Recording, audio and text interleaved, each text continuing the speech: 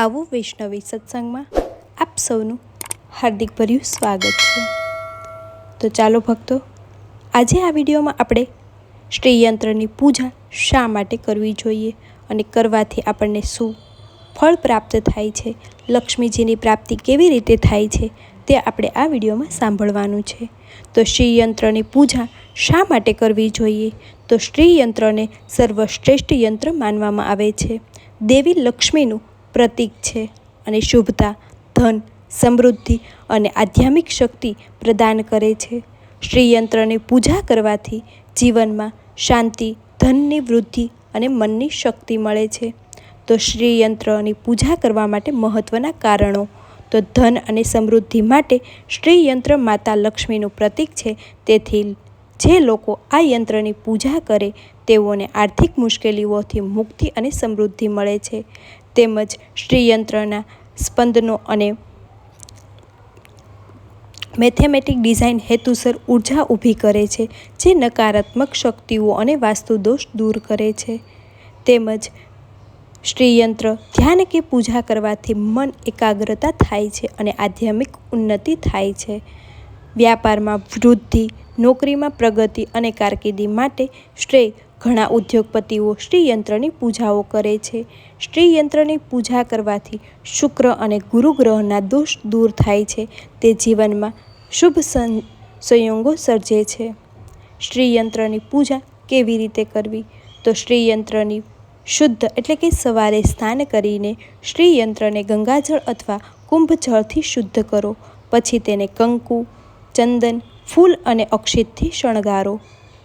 શ્રીયંત્રની આગળ ઘીનો દીવો અને ધૂપ પ્રજ્વલિત કરો, આથી પવિત્ર વાતાવરણ સર્જાશે। તેમજ ઓમ શ્રી હિમ શ્રી મહાલક્ષ્મી નમઃ મંત્રનો 108 વાર જાપ કરો। માતા લક્ષ્મીનું ચાલીસા અથવા અષ્ટકનું પઠન કરો। મીઠાઈ, નાળિયેરી અથવા પંચામૃતથી શ્રીયંત્રને અર્પણ કરો। લક્ષ્મી માતાની આરતી કરો અને પરિવાર સાથે પ્રાર્થના કરો। આરતી પછી કુમકુમનું તિલક લગાવી શકાય છે। શ્રીયંત્રની પૂજા ક્યારે કરવી જોઈએ? તો શુક્રવાર એ સૌથી શ્રેષ્ઠ દિવસ છે, ખાસ કરીને દીપાવલી અને અક્ષય તૃતીયા પર, અથવા તો દરેક પૂનમ અથવા તો અષ્ટમીના દિવસે પૂજા કરવી શુભ રહે છે। દૈનિક સ્તરે સવારે અથવા સાંજે પણ પૂજા કરી શકાય છે।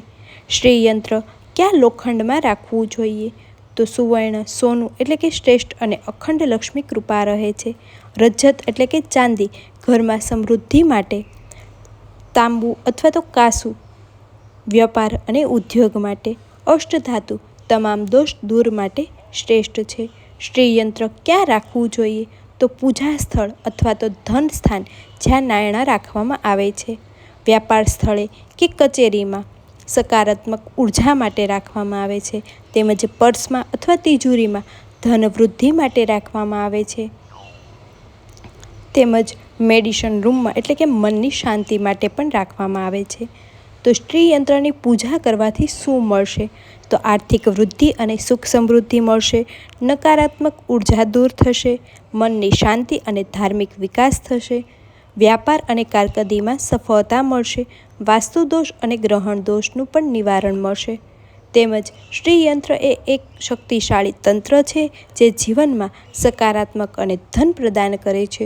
જો નિયમિત પૂજા કરવામાં આવે તો માતા લક્ષ્મીની કૃપા જરૂર પ્રાપ્ત થાય છે। લક્ષ્મી પ્રાપ્તિ માટે શ્રીયંત્રની પૂજા એટલે કે શ્રીયંત્ર એ માતા લક્ષ્મીનું તાંત્રિક સ્વરૂપ છે, જે આર્થિક સુખ, સમૃદ્ધિ અને ધન વૃદ્ધિ માટે ખૂબ જ અસરકારક માનવામાં આવે છે। જો યોગ્ય વિધિ અને શ્રદ્ધાથી પૂજા કરવામાં આવે તો શ્રીયંત્ર આર્થિક સ્થિતિ અને ધન લાભ આપે છે।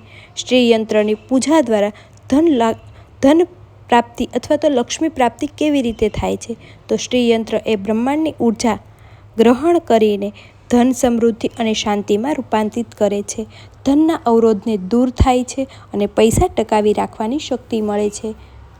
તેમજ લક્ષ્મી કૃપાથી ઘર અને જીવનમાં શાંતિ અને આનંદ આવે છે। તો લક્ષ્મી પ્રાપ્તિ માટે શ્રીયંત્રની વિશેષ પૂજા કેવી રીતે કરવી? તો સવારે નાહી ધોઈને શ્રીયંત્રને શુદ્ધ કરીને પૂજા માટે પૂજા સ્થળ અને યંત્રની શુદ્ધિ કરો। ઘીનો દીવો પ્રજ્વલિત કરો. ધૂપ અથવા અગરબત્તી લગાવી સકારાત્મક ઉર્જા બનાવો. મંત્રોચ્ચાર કરો. પ્રાથમિક મંત્ર એટલે કે સૌથી પહેલો મંત્ર ઓમ શ્રીમ હિ શ્રી કમલે કમલાએ પ્રસિદ્ધ પ્રસિદ્ધ શ્રી હિમ શ્રી ઓમ મહાલક્ષ્મી નમઃ. આ મંત્ર 108 વાર જપ કરો.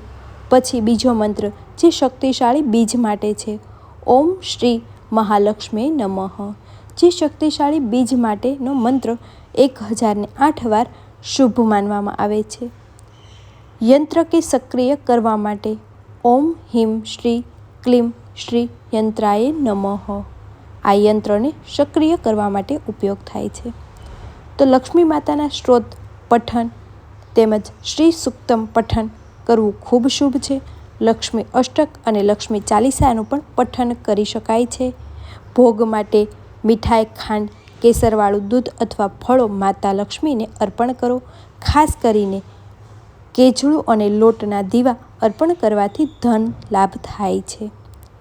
તેમજ આરતી અને પ્રાર્થના માટે ઓમ જય લક્ષ્મી માતાની આરતી ગાવાથી શ્રીયંત્ર વધુ શક્તિશાળી બને છે.